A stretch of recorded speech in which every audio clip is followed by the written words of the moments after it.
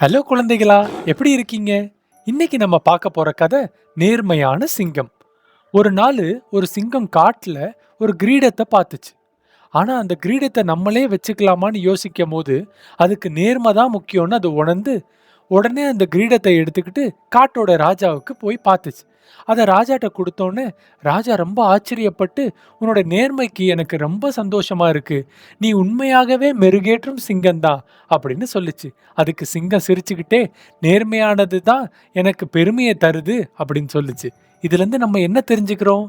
நேர்மை எப்போதும் சிறந்த தேர்வாகும் இல்லையா? இதை நீங்க எல்லாரும் பின்பற்றணும். நேர்மையா இருக்கிறது ரொம்ப அவசியம். ஓகேவா குழந்தைங்களா? உங்களை அடுத்த கதையில நான் சந்திக்கும் வரை உங்களிடம் விடை பெறுகிறேன். பாய். Take care.